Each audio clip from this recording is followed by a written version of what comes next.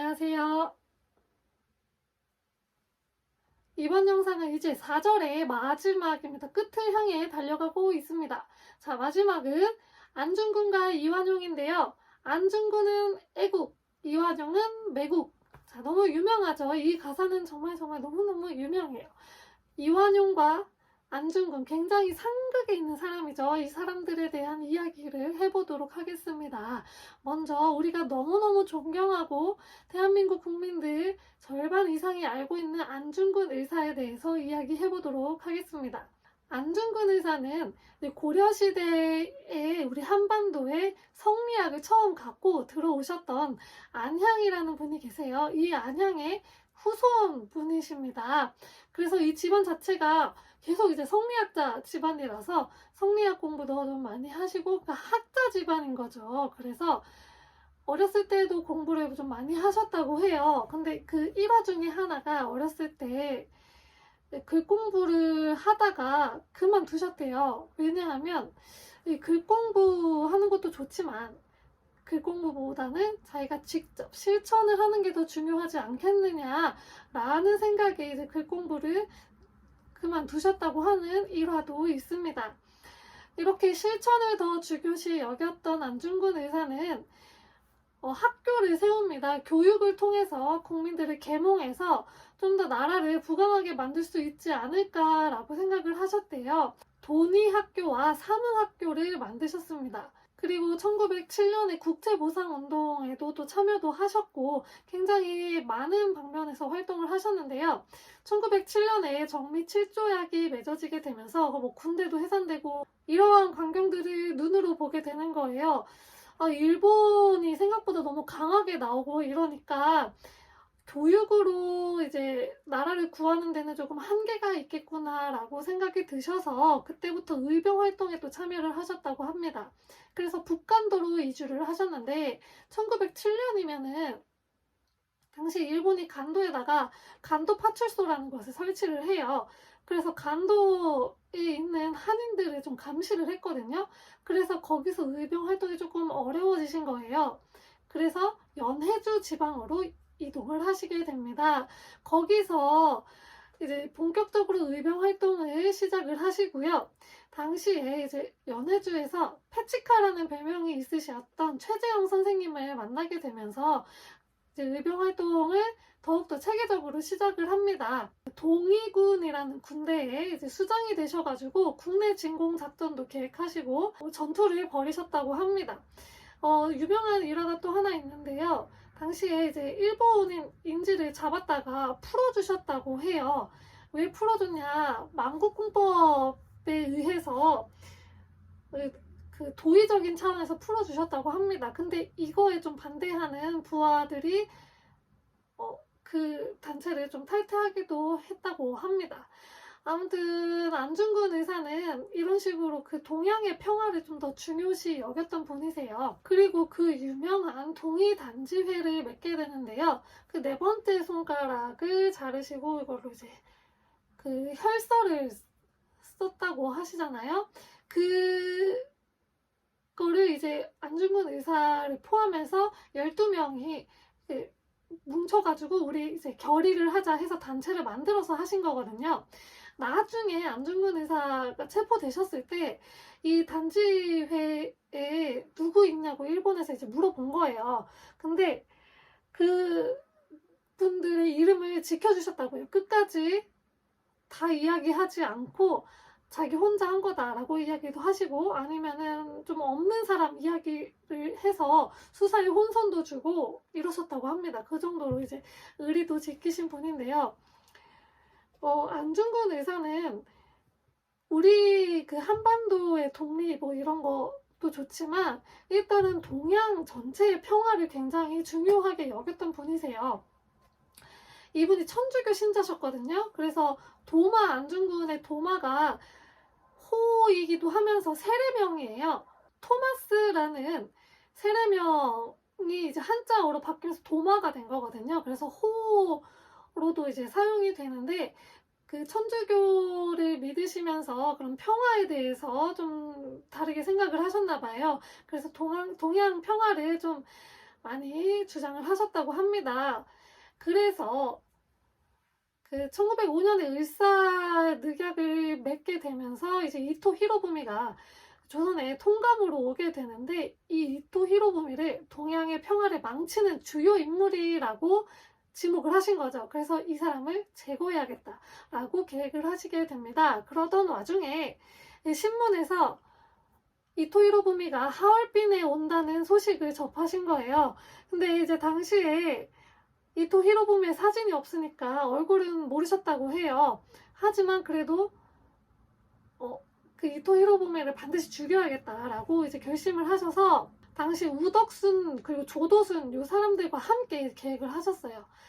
그래서 안중근 의사는 하얼빈 역에서 기다리고 있고, 이 우덕순과 조도순 의사는 저기 체가구 역에서 대기를 하고 있자고 했어요.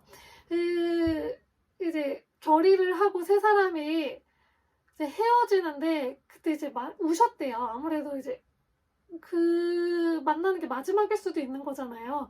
그래서 우시고 이러고 결의를 다짐을 하고서 헤어지셨는데, 그 광경을 본 러시아 경찰이 쟤네 뭔가 수상한데? 이러고 그 우덕순과 조도순이 묵고 있는 숙소에 방문을 걸어 잠그고 못 나오게 했대요.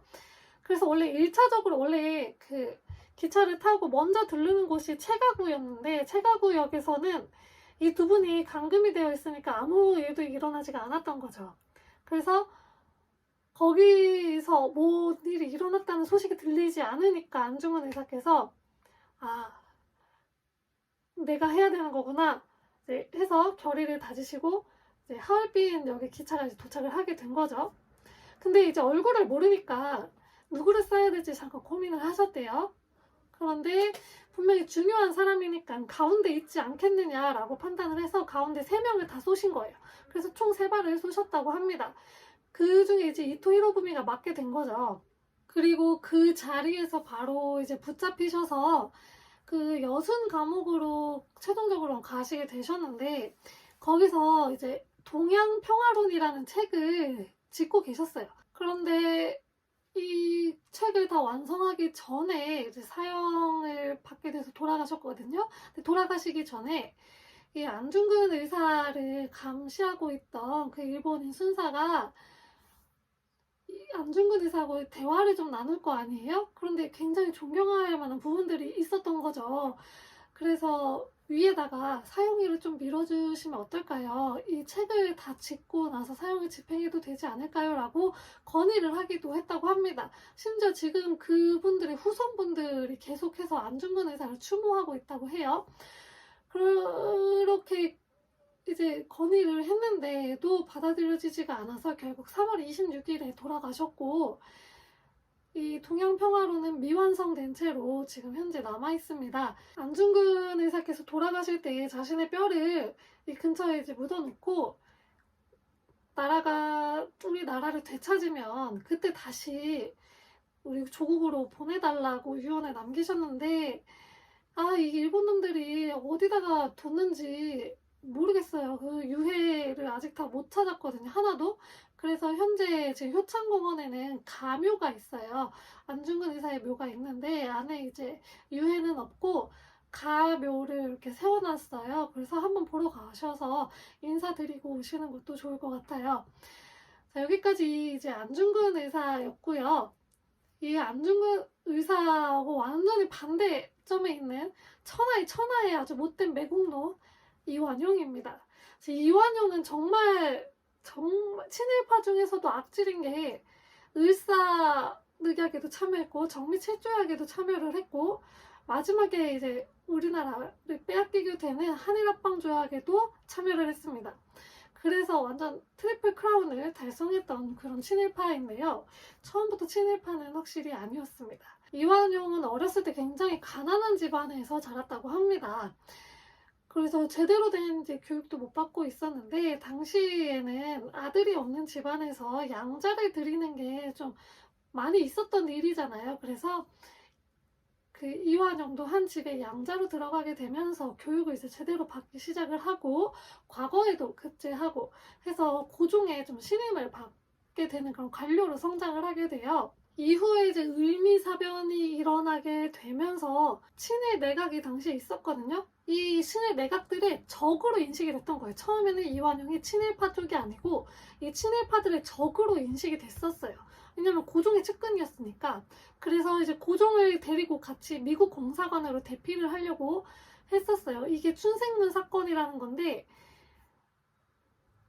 이게 좀 실패를 하게 돼요. 근데 이후에 이제 대원군이 고종의 아빠 대원군이 재집권을 하게 되면서 4차 김홍집 내각이 이제 성립이 되는데 이때 이완용이 해임이 돼요. 그러고 있다가 이후에 이제 러시아 공사관으로 피난을 가는 아관파천이라는 게 일어나게 되는데 이걸 처음에 이제 고종이 이야기를 한 거죠. 러시아 공사관으로 가야겠다. 근데 여기에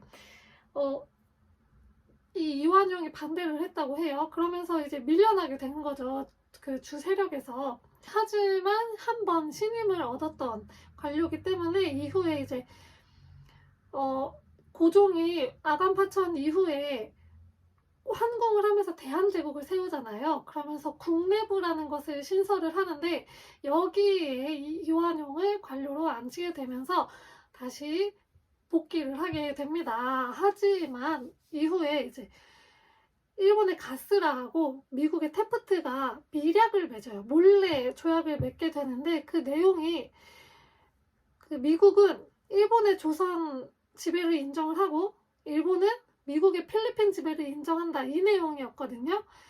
이게 이제 알려지게 되면서 이완용은 미국에게 좀 등을 돌리고 이때부터 친일 노선을 탔다고 해요. 어떠한 연관이 있는지까지는 잘 모르겠는데 이때부터 친일 노선을 타게 되면서 그 이후에 바로 을사조약이 맺어지는데 이때 이제 주도적인 세력으로 성장을 하게 되었죠. 이때부터 친일파가 되고 을사늑약이 맺어진 이후에 우리 조선 내에서 을사늑약에 반대하는 여러 움직임이 있었어요. 그중 하나가 이재명 의사가 이완용의 명동성당 앞에서 칼로 찌른 사건인데 이게 백범일지에 이 내용이 잠깐 나오거든요.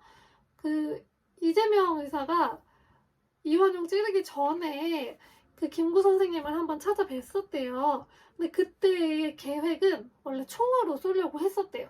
근데 김구 선생님께서 이 총으로 시도를 하다가 실패하면은 너무 그 리스크가 너무 크기 때문에 총을 뺏어가셨다고 합니다. 그래서 이완용을 이제 칼로 찌르게 되는데 이 사건을 김구 선생님이 굉장히 많이 후회하셨다는 내용이 백범일지에도 있어요. 아무튼 이제 이완용은 이때 폐를 찔리게 돼서 중상을 입게 되는데 너무 안타깝게 이때 죽지 않아요. 살아요. 그래서 그 이후에 이제 정미7조약에도 참여를 하고 한일합방 조약에도 참여를 하면서 엄청난 친일파로 거듭이 납니다. 그러면서 이제 일본에 아주 예쁨을 받게 되겠죠. 이후에 이제 1926년에 이완용이 사망을 하게 되는데 이때 동아일보에 어디 양심도 없이 눈을 감냐 이런 식의 이제 기사가 실린 거예요. 사설이 실리게 되죠. 그래서 그 일본의 심기를 건드리게 돼요. 동아일보가. 그래서 이완용을 비판하는 기사, 사설 이런 것들이 이후에 다 삭제가 돼요. 그 정도로 이완용은 일본의 아주 이쁨을 받고 있었던 친일파였습니다. 여러분들 일단 이완용 얘기하면 욕 많이 하시잖아요. 그 나쁜 놈, 막 친일파의 매국노 이러면서 본인이 아무리 좋아서 그러니까 본인에게 이득이 되는 그렇게 살아가는 게 뭐 좋긴 하죠. 하지만 그로 인해서 피해본 사람들이 너무 많다면 그게 바로 과연 옳은 길일까 하는 의문이 좀 듭니다. 아무리 힘들다고 해도 나라를 팔아먹고 이게 자기한테 이득이 되는 거에서 끝나면 모르겠는데 피해자가 너무 많이 생기잖아요. 그러면 그 행동이 과연 정당화될 수 있을까 하는 그런 의문은 있습니다. 자, 여기까지 4절 마지막 안중근과 이완용이었습니다. 감사합니다.